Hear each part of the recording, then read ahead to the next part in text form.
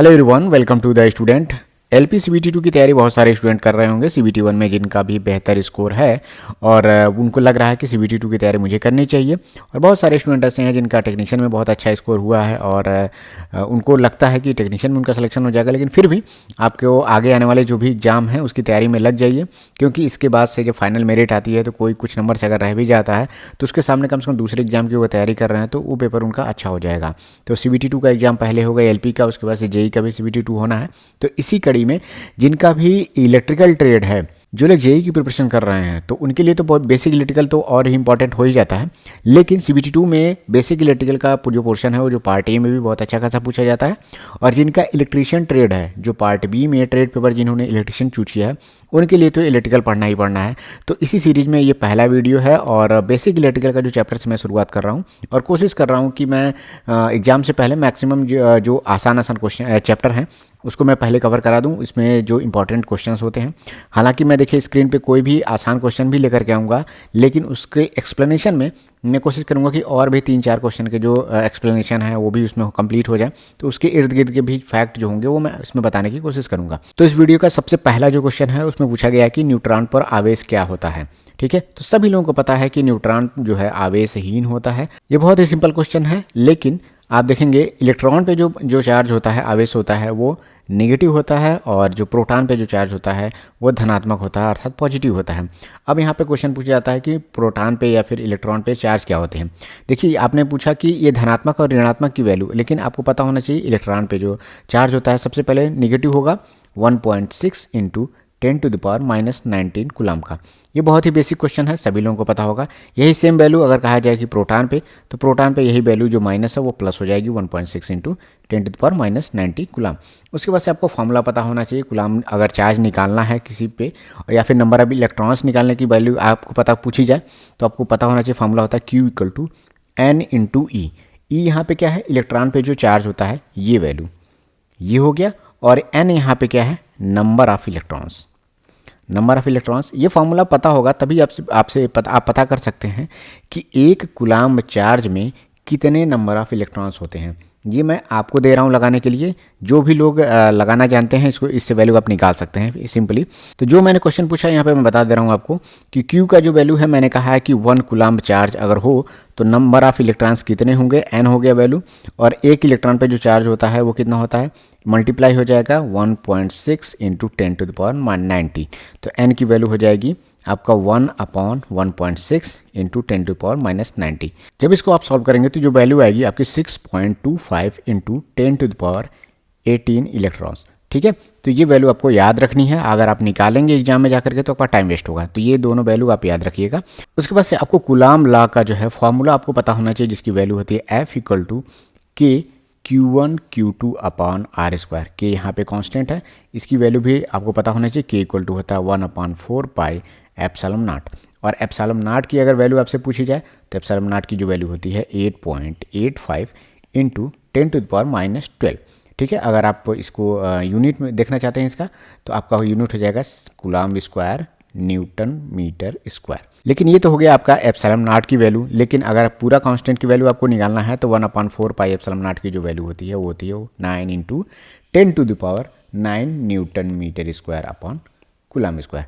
तो ये आपको पता होना चाहिए यूनिट की वैल्यू। यहाँ पे K की वैल्यू है 9 इंटू 10⁻9 की वैल्यू हो गई। आपको ये फॉर्मूला भी पता होना चाहिए। नेक्स्ट क्वेश्चन है यहाँ पे कि विद्युतीय बल रेखाएं खत्म होती हैं। विद्युतीय बल रेखाएं मतलब होता है कि इलेक्ट्रिक फील्ड जो लाइंस हैं वो कहाँ पर खत्म होती हैं। तो पहला जो ऑप्शन है यहाँ पे, इसका पहला ऑप्शन है कि धन आवेश से शुरू होकर ऋण आवेश पर, अर्थात पॉजिटिव चार्ज से शुरू होकर नेगेटिव चार्ज पर, या फिर नेगेटिव चार्ज से शुरू होकर पॉजिटिव चार्ज पे। सी और डी तो बिल्कुल भी सही नहीं है, इतना तो आपको पता ही होगा। जो लोग इस क्वेश्चन को देख रहे होंगे तो ए और बी में ही कन्फ्यूजन उनको होगा। तो देखिए इस क्वेश्चन का आंसर होगा हमेशा जो पॉजिटिव चार्ज होता है और नेगेटिव चार्ज होता है, तो हमेशा जो इलेक्ट्रिक फील्ड जो लाइंस होती हैं वो पॉजिटिव चार्ज से शुरू होकर के नेगेटिव चार्ज पे जाकर के ख़त्म होती हैं। ऐसे हो गया, ऐसे, फिर ऐसे चार्ज। ठीक है, ऐसे ही चार्ज जो है ऐसे चलता रहता है। ठीक, यहाँ पे इस दिशा में जाएंगी अनंत तक। ठीक है, इसका भी अनंत तक ऐसे जाएगा।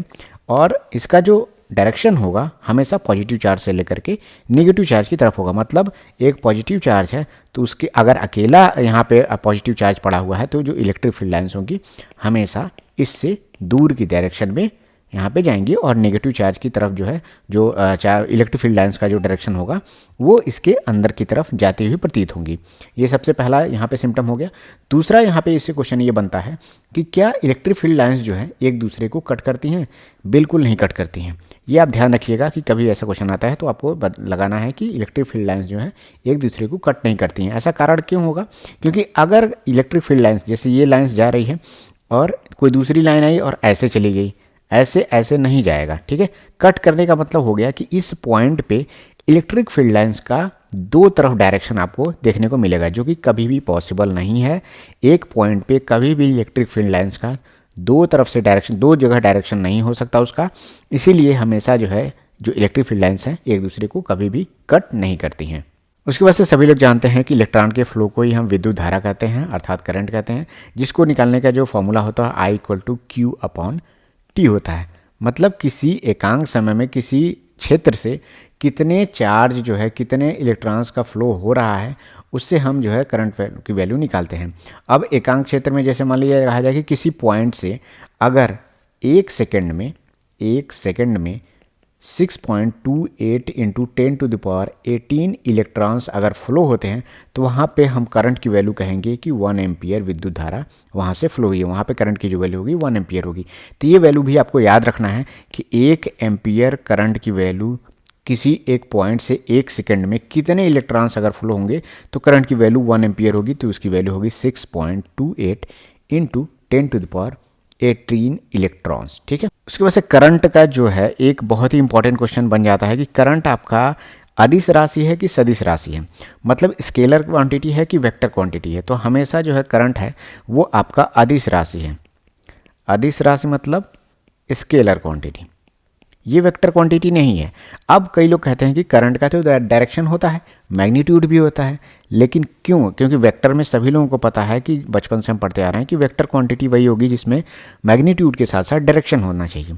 लेकिन करंट के केस में क्या है कि मैग्नीट्यूड भी है, डायरेक्शन भी है, क्योंकि आप जरूर बताते हैं कि 2 एम्पियर का करंट है, 3 एम्पियर का करंट है, लेकिन और इसका डायरेक्शन भी आप दिखाते हैं कि इस डायरेक्शन में बह रही है, उस डायरेक्शन, क्योंकि आप जब left hand rule, right hand rule आप फ्लेमिंग का लगाते हैं तो उसमें आप करंट की डायरेक्शन को दिखाते हैं। लेकिन क्या है कि क्यों इसको स्केलर क्वांटिटी कहा जाता है कि ये हमेशा अलजेब्रिक सम का जो रूल होता है वो इसको फॉलो करता है, कभी भी ये वेक्टर सम का रूल फॉलो नहीं करता है। इसीलिए इसको हम यहाँ पे स्केलर क्वांटिटी कहते हैं। जैसे मान लीजिए किसी पॉइंट पे यहाँ से करंट आ रही है, इधर निकल के जा रही है, यहाँ पे 2 ब्रांच या 3 ब्रांच हमने बना दिया। यहाँ पे करंट है 8 एम्पियर और तो यहाँ पे 2 एम्पियर है, यहाँ पे 2 एम्पियर है, तो इसकी वैल्यू 4 एम्पियर ही होगी। मतलब हम लोग सभी जानते हैं कि एक ज्वाइंट पे, किसी जंक्शन पे इनकमिंग करंट और आउटगोइंग करंट दोनों आपस में बराबर होती हैं, या फिर algebraic sum of any junction, किसी जंक्शन पे करंट का अलजेब्रिक सम होगा वो हमेशा 0 के बराबर होगा। मतलब 8 एम्पियर प्लस पॉजिटिव में जाएगा, इनकी तरफ आ रहा है, और बाकी जो बाहर निकलना अगर हम उसको नेगेटिव में लिखेंगे तो सब कट करके 0 के बराबर हो जाएंगे, ठीक है। तो ये अलजेब्रिक सम का जो रूल है वो फॉलो करता है, वेक्टर सम का रूल फॉलो नहीं करता है। इसीलिए करंट जो होता है हमेशा स्केलर क्वांटिटी कही जाती है, वेक्टर क्वांटिटी नहीं है। ये बहुत ही इंपॉर्टेंट क्वेश्चन है ये। नेक्स्ट क्वेश्चन है यहाँ पे कि किसी L लंबाई के चालक को आयतन में बिना परिवर्तन किए 3L कर दिया जाता है तो इसका प्रतिरोध अर्थात रेजिस्टेंस R कितना हो जाएगा। मतलब कह रहा है कि कोई कंडक्टर है जिसकी लंबाई L है और उसको हम बढ़ा करके 3L कर देते हैं, बाकी उसका वॉल्यूम चेंज नहीं होना चाहिए, तो उस केस में उसका रेजिस्टेंस पे क्या प्रभाव पड़ेगा ये हमें बताना है। तो इससे पहले हम कुछ और कॉन्सेप्ट को सीख लेते हैं। सबसे पहले आपको ओम्स लॉ पता होना चाहिए। ओम्स लॉ क्या है कि किसी भी परिपथ में, किसी भी सर्किट में सभी परिस्थितियां अगर सेम है, कोई सारी कंडीशन मतलब टेम्परेचर है, ये सब चीज़ें चेंज नहीं हो रही हैं, तो हर एक परिस्थिति में जो वोल्टेज और करंट का जो रेशियो होगा वो हमेशा कांस्टेंट होगा। मतलब R = V/I। ये सभी लोगों को पता है। जहाँ पे R क्या है, उस परिपथ का रेजिस्टेंस है, और रेजिस्टेंस हमेशा उसका कांस्टेंट रहेगा। मतलब V और I के वैल्यू हमेशा कांस्टेंट रहेगा। इसको हम लिख सकते हैं V = IR। मतलब यहाँ पे क्या है कि वोल्टेज बढ़ाएंगे तो करंट भी बढ़ेगा, करंट बढ़ाएंगे या घटाएंगे तो वोल्टेज भी उसी के अनुसार चेंज होगा। मतलब ये डायरेक्टली प्रोपोर्शनल है। V जो है डायरेक्टली प्रोपोर्शनल टू I है। ये कॉन्सेप्ट यहाँ पे आपको पता चल गया। अब एक बात और है कि जो ओम्स लॉ होता है किन किन जो एलिमेंट होते हैं उस पर लागू होता है। सबसे पहले जो रेजिस्टेंस होता है इस पे ओम्स लॉ आपका फॉलो होता है। उसके बाद से जो कैपेसिटर होता है उस पे ओम्स लॉ फॉलो होता है। जो इंडक्टेंस होता है, इंडक्टर होता है, उस पे आपका जो ओम्स लॉ है वो फॉलो होता है। किस पे नहीं फॉलो होता है, जैसे सेमीकंडक्टर हो गया, सेमीकंडक्टर के केस में आपका ओम्स लॉ फॉलो नहीं होगा। डायोड के केस में ओम्स लॉ फॉलो नहीं होगा। ट्रांजिस्टर है, ओम्स लॉ फॉलो नहीं होगा। इन सब के केस में आपका ओम्स लॉ फॉलो नहीं होता। दूसरी बात, ओम्स लॉ जो है आपका एसी और डीसी दोनों सर्किट के लिए ओम्स लॉ यहाँ पे एप्लीकेबल होता है, ये आप ध्यान रखिएगा। अब बात करते हैं कि कोई कंडक्टर है, उसकी लेंथ अगर मान लीजिए L है, उसका क्रॉस सेक्शनल एरिया A है, तो उस केस में अगर उसका हम रेजिस्टेंस निकालना चाहते हैं तो R इक्वल टू होता है रो L अपॉन A। ये फॉर्मूला सभी लोगों ने पढ़ा होगा। यहाँ पे जो रो है यहाँ पे उसका चालक का जो है वो प्रतिरोधकता है, जिसे हम इंग्लिश में रेजिस्टिविटी कहते हैं। ठीक, अब इस क्वेश्चन पे हम आते हैं। क्वेश्चन में ये कहा गया है कि कोई भी कंडक्टर है जिसका लेंथ L है और इसका क्रॉस सेक्शनल एरिया A होगा।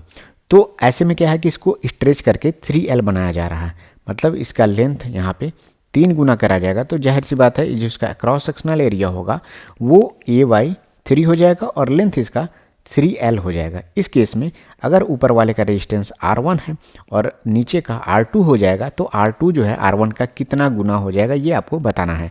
तो फॉर्मूले के अनुसार सभी लोगों को पता है R equal to rho L upon A। सभी लोग कर भी लेंगे, ये फॉर्मूला आपको बहुत कठिनाई देने वाला नहीं है। आप लोग, कई लोगों को पता भी हो गया होगा आंसर। तो रो यहाँ पे लेंथ को 3L कर देंगे, 3L हो गया, रो कॉन्स्टेंट हमेशा रहेगा, A हो जाएगा A/3। यहाँ पे जो R2 की वैल्यू आ जाएगी, ये R2 हो गया, यहाँ पे R2 की वैल्यू हो जाएगी रो L अपॉन A, ये हो गया ऊपर 9, अर्थात जो पहले का जो रेजिस्टेंस था R1 का 9 गुना आपका रेजिस्टेंस दोबारा जो निकल के आएगा वो रेजिस्टेंस आपका हो जाएगा। तो D यहाँ पे सही जवाब हो जाएगा। इसी तरह से आप जान गए कि किसी ऑब्जेक्ट का, किसी चालक का, कंडक्टर का रेजिस्टेंस R है, तो उसका अगर हमें कंडक्टेंस निकालना है अर्थात चालकता निकालनी है हमें, तो चालकता को हम डिनोट करते हैं G से।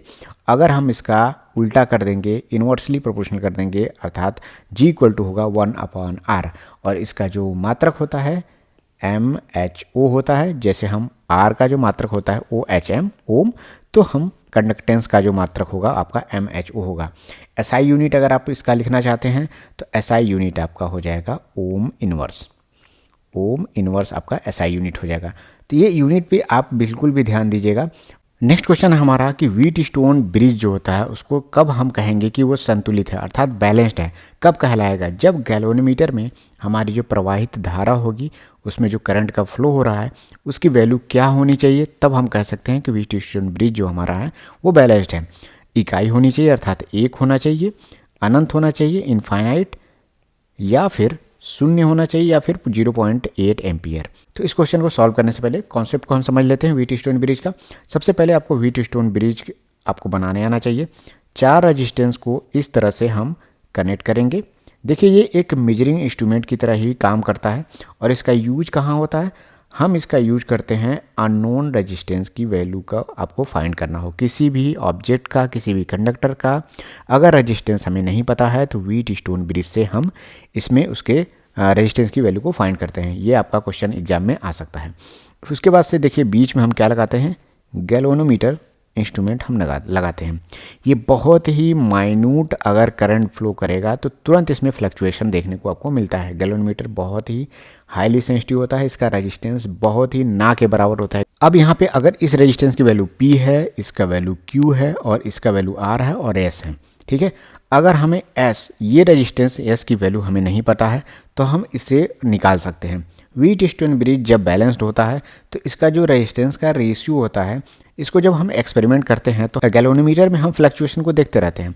जब हमारा गैल्वेनोमीटर जो मेजर है वो 0 बता देगा, मतलब गैल्वेनोमीटर में कोई भी करंट फ्लो नहीं कर रही है, तब माना जाता है कि इस सिचुएशन में हमारा व्हीट स्टोन ब्रिज अब बैलेंस कंडीशन में आ गया है, ठीक है। तो इसमें देखिए करंट का जो रेजिस्टेंस का रेशियो होगा P/R = Q/S। इस फॉर्म में जब रहता है, जब बैलेंस कंडीशन में होगा आपका व्हीट स्टोन ब्रिज, तो ये फार्मूला आपका निकल के आ जाएगा। मतलब पीक में जो रेजिस्टेंस की वैल्यू आएगी, आर की जो रेजिस्टेंस वैल्यू है, क्यू का जो रेजिस्टेंस वैल्यू है, तीनों का हमें पता है, तो इस फार्मूले से हम एस की वैल्यू निकाल सकते हैं, अननोन रेजिस्टेंस की वैल्यू निकाल सकते हैं। अब देखिए क्वेश्चन में अगर देखिए व्हीट स्टोन ब्रिज का दे देगा और पूछेगा कि पी अपॉन आर, देखिए अभी कभी क्या दे सकता है आपसे, पी अपॉन एस दे सकता है, क्यू अपॉन आर दे सकता है। तो ये इस केस में गलत है, ये फॉर्मूला गलत है। अगर इसको लिख सकता है P S equal to Q R, P S equal to Q R अगर लिख देगा, चार ऑप्शन तो देगा ही देगा आपके सामने, एक ये दे देगा, एक ये दे देगा, ठीक है, कोई और ऐसे बना करके दे सकता है। तो अगर कहता है कि कौन सी वैल्यू, कौन सा ऑप्शन जो है इसमें सही नहीं है, तो यही ऑप्शन सही नहीं है। जल्दबाजी में आप इसको सही मत मार दीजिएगा, क्योंकि इसी का ये रूपांतरण है। तिर्यक गुणा कर दिया गया है, P इंटू एस से मल्टीप्लाई करके P S equal to Q into R कर दिया गया है, जिससे आपका ये और पहला और दूसरा दोनों सही है। ये बता रहा हूँ, इस तरह से क्वेश्चन इसमें पूछा जा सकता है। तो इसमें सिंपल सा क्वेश्चन था, गैल्वेनोमीटर में जब वैल्यू 0 होगी तो आपका व्हीट स्टोन ब्रिज जो है बैलेंस कंडीशन में कहा जाएगा। ये आप याद रखिएगा। इसमें रेजिस्टेंस की वैल्यू देकर के क्वेश्चन भी न्यूमेरिकल भी बन सकता है। नेक्स्ट क्वेश्चन है यहाँ पे, कह रहा है कि किरचॉफ का प्रथम नियम, फर्स्ट लॉ जो है, किस राशि के संरक्षण पर आधारित है। क्वेश्चन बहुत अच्छा है। यहाँ पे हम KCL और KVL दोनों को हम यहाँ पे समझेंगे, क्योंकि किरचॉफ ने दोनों लॉ दिया था, किरचॉफ करंट लॉ और किरचॉफ वोल्टेज लॉ। पहला जो लॉ है वो कहता है कि विद्युत धारा के संरक्षण के नियम को फॉलो करता है, क्योंकि इसमें लिखा हुआ भी है कि किरचॉफ का करंट लॉ है ये। लेकिन KVL में आप ऐसा नहीं करिएगा कि यही क्वेश्चन पूछ दे कि किरचॉफ का जो दूसरा नियम है वो किस जो क्वांटिटी, किस राशि का जो है वो संरक्षण करता है, किस पे नियम पे काम करता है। तो आप ये नहीं लिख दीजिएगा कि वोल्टेज के संरक्षण के नियम पे काम करता है, ये गलत हो जाएगा। जो KVL है वो कंजर्वेशन ऑफ एनर्जी, मतलब ऊर्जा संरक्षण के नियम पे काम करता है। ये बिल्कुल आप याद रखिएगा। KVL जो है एनर्जी कंजर्वेशन, ऊर्जा संरक्षण पे काम करता है, और KCL आपका जो है विद्युत धारा अर्थात करंट कंजर्वेशन के प्रिंसिपल पे, सिद्धांत पे ये काम करता है। अब KCL होता क्या है कि किसी भी जंक्शन पे, अगर कहा जाए कि किसी भी नोड पे, जो साइंस की भाषा में कहा जाए किसी भी नोड पे जो इनकमिंग करंट है और आउटगोइंग करंट है, ठीक है, उसका एल्जेब्रिक सम है, वो आपका क्या होगा, वो हमेशा आपका 0 होगा, शून्य होगा। इसी कारण से मैं पहले भी क्वेश्चन में बता चुका हूँ कि करंट इसी कारण से स्केलर क्वांटिटी है, वेक्टर क्वांटिटी नहीं है। अब यहाँ पे देखिए मैं लिख सकता हूँ, यहाँ पे I1 हो गया, यहाँ से निकल रहा है, मान लीजिए I2 है, I3 है, और यहाँ पे I4, 5, 6, 7 जो भी है यहाँ पे लिख सकते हैं आप। तो यहाँ पे लिख सकते हैं इनकमिंग करंट को हम पॉजिटिव में अगर डिनोट करते हैं तो I1 plus I2 plus I3, और बराबर होगा आपका I4 plus I5 plus I6। इधर आएगा सब माइनस में हो जाएगा, पता है कि आपका ये 0 हो जाएगा। मतलब अलजेब्रिक सम इधर I1 I2 I3 minus I4 I5 I6 हो जाएंगे, तो ये आपका जो अलजेब्रिक सम होगा वो आपका 0 हो जाएगा। ये नियम कहता है KCL का। नेक्स्ट क्वेश्चन है हमारा, गैल्वेनोमीटर को हमें वोल्टमीटर में अगर बदलना है तो हमें कैसे और क्या जोड़ना होगा, इसके बारे में ये पूछा गया है। अब यहाँ पे वोल्टमीटर और एमीटर दोनों की वैल्यू मैं बता दूंगा। पहला ऑप्शन है यहाँ पे कि श्रेणी में हमें निम्न प्रतिरोध अर्थात सीरीज में हमें लो रेजिस्टेंस जोड़ने पे क्या गैल्वेनोमीटर वोल्टमीटर में बदल जाएगा। दूसरा ऑप्शन है यहाँ पे है कि पैरेलल समांतर में हम लो रेजिस्टेंस अर्थात निम्न प्रतिरोध को हम जोड़ेंगे। सी ऑप्शन है कि सीरीज में हमें हाई रेजिस्टेंस को, और या फिर पैरेलल में हमें हाई रेजिस्टेंस को जोड़ना होगा। तो इसमें जो सही जवाब है, अगर हमें गैल्वेनोमीटर को वोल्टमीटर में बदलना है तो हमें हाई रेजिस्टेंस को सीरीज में जोड़ना होगा, मतलब उच्च रेजिस्टेंस को, हाई रेजिस्टेंस को सीरीज में। सी ऑप्शन यहाँ पे सही जवाब होगा। लेकिन अगर कहा जाए कि गैल्वेनोमीटर को हमें एमीटर में बदलना है, अगर हमें एमीटर में बदलना है तो हम क्या करेंगे, गैल्वेनोमीटर के पैरेलल में लो रेजिस्टेंस को ऐड करेंगे। ये आप याद रखिएगा, ये क्वेश्चन भी बन सकता है। अब यहाँ पे सवाल उठता है कि वोल्टमीटर को हम हमेशा किसी भी सर्किट में पैरेलल में क्यों कनेक्ट करते हैं, ये क्वेश्चन और भी जनरेट होता है। और दूसरा क्वेश्चन जनरेट होता है कि हम अमीटर को हमेशा किसी भी करंट मतलब सर्किट में हम उसको सीरीज में क्यों कनेक्ट करते हैं। जैसे मान लीजिए एक रेजिस्टेंस है, ठीक है, ये सर्किट है, तो इसमें हमें वोल्टमीटर निकालना होता है, तो वोल्टमीटर यहाँ पे लगाते हैं, और यही जो सर्किट है तो इसमें करंट लिखना होता है, तो हम करंट को यहाँ पे A लिख देते हैं, ठीक है, यहाँ पे करंट की वैल्यू निकल जाती है। तो ऐसे में हम क्यों करंट के एमीटर को हम सीरीज में क्यों जोड़ते हैं और वोल्टमीटर को पैरेलल में क्यों जोड़ते हैं, ये सवाल पूछा जाता है। देखिए, जो एमीटर होता है उसके रेजिस्टेंस की वैल्यू एकदम ना के बराबर होती है, बहुत ही लो होती है। इसीलिए हम गैलोमीटर के रेजिस्टेंस को और कम करना चाहते हैं। तो हमने क्या किया, अगर गैलोमीटर को हमें एमीटर बनाना है कि करंट की वैल्यू हम फाइंड करें, एमीटर की तरह ट्रीट करना है, तो हमें गैलोमीटर के रेजिस्टेंस को और भी लो करना होगा। तो अगर किसी भी इंस्ट्रूमेंट को किसी भी रेजिस्टेंस कोई वैल्यू है, गैलोमीटर है, उसका भी इंटरनल कोई रेजिस्टेंस होगा, तो इसके रेजिस्टेंस को और हमें कम करना होगा। तो कोई एक लो वैल्यू का रेजिस्टेंस हम क्या करेंगे, इसके पैरेलल में जोड़ेंगे और यहाँ पे हमारा गैलोमीटर का रेजिस्टेंस और भी कम हो जाएगा, क्योंकि एमीटर को हम जब सीरीज में जोड़ते हैं तो उसका वैल्यू, रेजिस्टेंस की वैल्यू कम होती है, इसीलिए हम उसको सीरीज में जोड़ते हैं। और जो वोल्टमीटर होता है उसकी रेजिस्टेंस की वैल्यू बहुत हाई होती है, तो गैलोमीटर के वोल्टेज रेजिस्टेंस को और हाई करना होगा, तभी हम उसको वोल्टमीटर में कन्वर्ट कर पाएंगे। और गैलोमीटर के जब रेजिस्टेंस को हाई करना होगा तो उसके लिए क्या करना होगा, उसके सीरीज में हम रेजिस्टेंस को, हाई रेजिस्टेंस को ऐड कर देंगे, तो गैलोमीटर हमारा वोल्टमीटर की तरह काम करने लगेगा। नेक्स्ट यहाँ पे 3 क्वेश्चन दिए हुए हैं, इसका कॉन्सेप्ट मैं पहले बता भी चुका हूँ, इसको जल्दी से हम लोग सॉल्व कर लेंगे। पहला क्वेश्चन कह रहा है कि चालक की लंबाई बढ़ने पे, मतलब कोई भी कंडक्टर है उसकी जो लंबाई है अगर हम बढ़ाते हैं तो क्या होगा, उसका रेजिस्टेंस पे क्या प्रभाव पड़ेगा, घटेगा रेजिस्टेंस की, बढ़ेगा कि समान रहेगा कि शून्य हो जाता है। तो लंबाई जब हम उसका इंक्रीज करते हैं तो उसका रेजिस्टेंस की वैल्यू बढ़ती है। देखिए यहाँ पे जो फॉर्मूला है मेन R=ρL/A है।